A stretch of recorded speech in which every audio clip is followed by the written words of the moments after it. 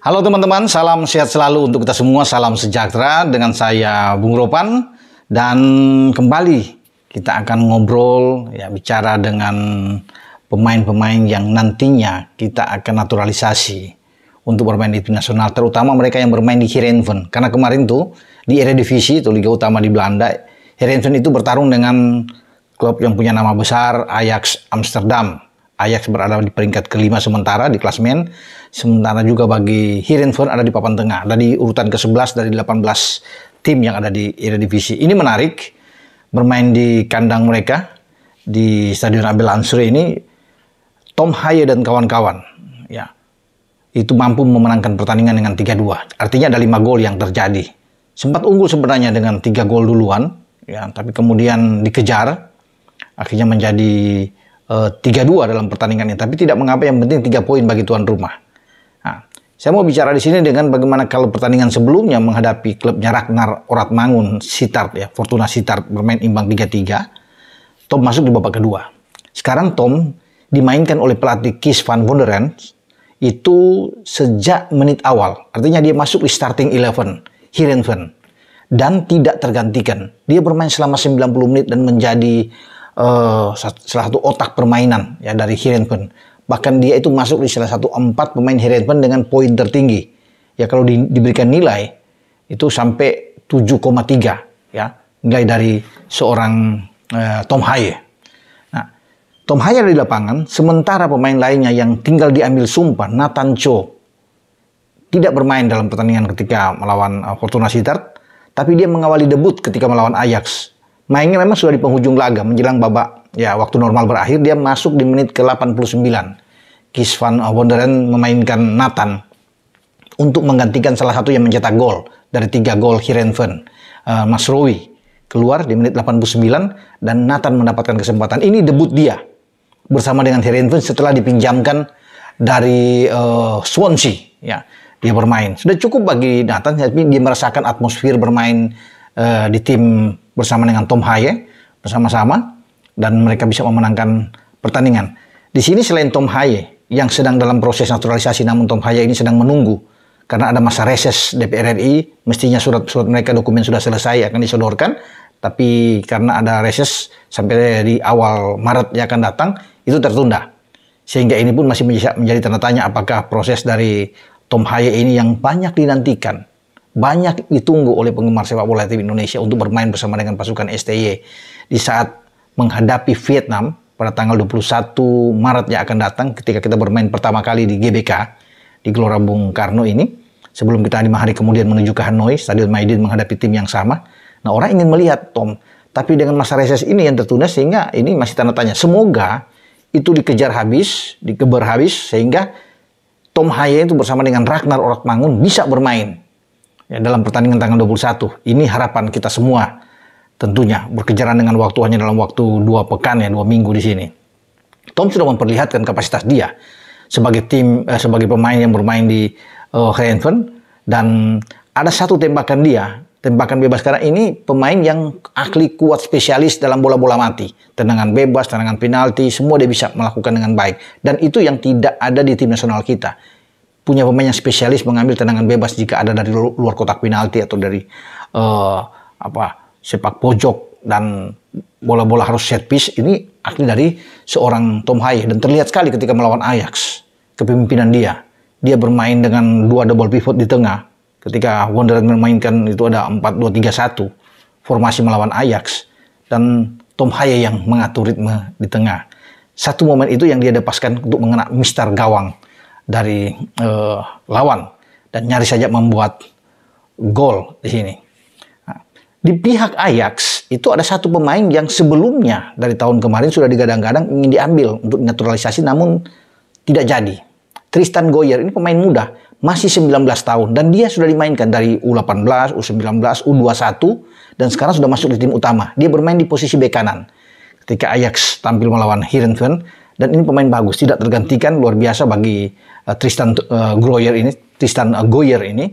Dan saya pikir kalau dia diambil oke juga untuk bisa bermain di posisi belakang, walaupun sudah menumpuk, sudah terlalu banyak pemain belakang. Tapi dia masih usia muda, 19 tahun sudah bermain di tim utama Ajax setelah diambil dari tim U21.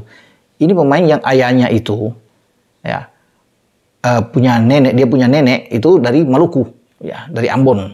Jadi masih punya garis keturunan yang bisa diambil.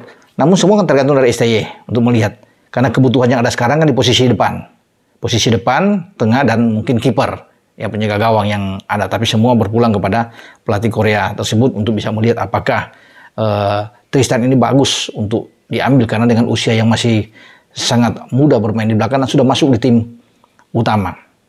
Tapi kita kembali ke Tom Haye dan Nathan Cho. Ini kabar bagus, kabar gembira bahwa Nathan Cho sudah bisa mendapatkan jam bermain dia, debut dia bersama dengan Heerenveen melawan Ajax, dan Tom sudah memperlihatkan kapasitas dia, sehingga harus cepat-cepatlah bagi PSSI untuk bisa mengurus ini agar Tom bisa bermain. Dikebutlah ya bagaimanapun upayanya sehingga dia bisa bermain melawan Vietnam.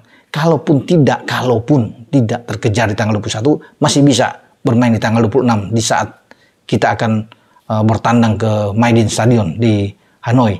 Tapi orang ingin melihat memang bermain di Senayan. Pasti akan penuh nih. Gelora Bung Karno kalau Ragnar bermain bersama Tom ada di dalam tim utama STY. Sementara Nathan Cho ini diambil upaya komunikasi saya pikir dari PSSI. Pemain ini sudah ada di Heerenveen dan pelatihnya sudah membuka kesempatan. Van Munderen kapan mau diambil tinggal komunikasi ini. Kalau PSSI semua bisa berbicara ya untuk menanyakan kapan kesediaan waktu dia. Ya mungkin setelah habis pencoblosan ya tanggal 14 pada hari Seninnya akan datang ketika di Belanda itu bermain pada hari Sabtu dan Minggu, mungkin hari Senin dia bisa terbang ke Indonesia mungkin sampai hari Sabtu kalau sudah semua beres ya dipersiapkan di Kemenkumham. Dan Nathan Cho kan tinggal ambil sumpah. Itu nggak lama. Ambil sumpah selesai, ya sejam selesai dia bisa balik, istirahat mungkin balik ke hotel dia, bertemu dengan Pak Ketua, ngobrol, dan bisa aja paginya dia kembali atau Selasa dia kembali. Kalaupun dia masih bisa bertahan sehari, jadi bisa Rabu, bisa kembali. Kalau dia datang Senin, semua bisa diatur. Karena ini kesempatan. Kalau di Swansea memang agak sulit ya, Swansea bisa memberikan izin. Tapi sekarang sudah di Heerenveen, Tom Haye sudah diberikan izin sebelumnya kan, untuk datang ke Indonesia. Jadi saya pikir akan mudah sekali bagi PSSI ya untuk bisa menghubungi pihak Heerenveen ya dan berkomunikasi dengan Nathan Cho atau bisa berbicara dengan Tom Haye dan bisa aja dalam candaan, mungkin dalam candaan ya ketika bermain atau ada di sana Tom Haye bisa berbicara, kapan Anda ke Indonesia ya kan, lu ditunggu tuh di Indonesia untuk ambil semua, bisa saja itu terjadi ya. Dan saya rasa Nathan Cho ini akan datang ya ke Indonesia. Memang banyak yang bertanya, dia serius nggak sih untuk bisa menjadi warga negara Indonesia? Karena kan sudah terlalu lama, semestinya tanggal 28 bersama dengan Jae Itses untuk diambil sumpah, tapi sekarang sudah lewat, sudah Januari sudah lewat, sudah masuk ke Februari. Nanti Februari selesai sudah di Maret. Ya itu yang banyak yang bertanya, ini keseriusan dari seorang Nathan, masa diambil 1-2 hari untuk datang nggak bisa? Nah, itu dia. Sekarang tinggal tergantung dari PSSI sendiri untuk terus berkomunikasi menanyakan hal ini dengan pihak Nathan dan juga dengan pihak klub atau mengutus ya orang untuk ke Belanda sekalian untuk melihat jalan, atau kalau STY bisa ke Belanda katanya STY akan melihat para striker untuk mencari, ya mampirlah sekalian di markas Heerenveen dan STY bisa bertemu dengan Nathan Cho untuk mengajak Nathan Cho ke Indonesia dan mengambil sumpah. Itu bisa saja terjadi karena STY sekarang kan sedang berlibur di Korea, dan kalau konon dia ke Eropa ya walaupun hanya seminggu di sana untuk berjalan untuk melihat striker yang akan diambil untuk naturalisasi, ini soal mudah. Tapi yang pasti suatu kabar gembira sekali lagi bahwa Tom sudah bermain sebagai pemain utama dan tinggal menunggu ya, karena surat-surat ya kesehatan sudah selesai semua, wawancara dengan Bin sudah selesai, tinggal Tom mungkin datang lagi ke Indonesia ya untuk bisa berbicara di DPR RI ya di sana. Setelah diurus di DPR RI tentunya akan ada kepres yang turun dan pengambilan sumpah. Jadi kita akan berharap bersama-sama bahwa Tom ini akan menjadi bagian terpenting di tim utama.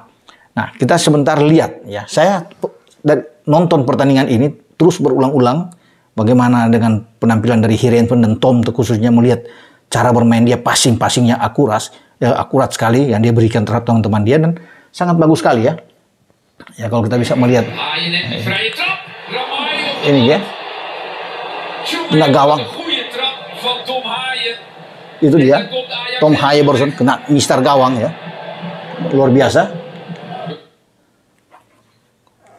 Tembakan dia, dan tadi Anda bisa melihatkan wajah dari Tom Haye ketika dia melalui tendangan bebas itu. Ya semoga kita bisa memiliki seorang pemain yang spesialis tendangan bebas, dan ini yang penting buat kita untuk selalu bisa mengancam gawang lawan dan bisa menghasilkan gol. Kebetulan kita punya pemain seperti dia yang bisa dengan baik selalu untuk bisa mengambil dengan tembakan kaki kanan dia. Oke, sampai di sini saya berbicara dengan Tom Haye, kemudian ada Nathan Cho yang sudah bermain, ada Tristan Goyer, semua ada pemain-pemain keturunan Indonesia yang tampil luar biasa di Eredivisie. Semoga ada pemain-pemain lainnya, kita akan menunggu lagi siapa yang akan diambil oleh STY. Dengan saya Bung Ropan. Ciao.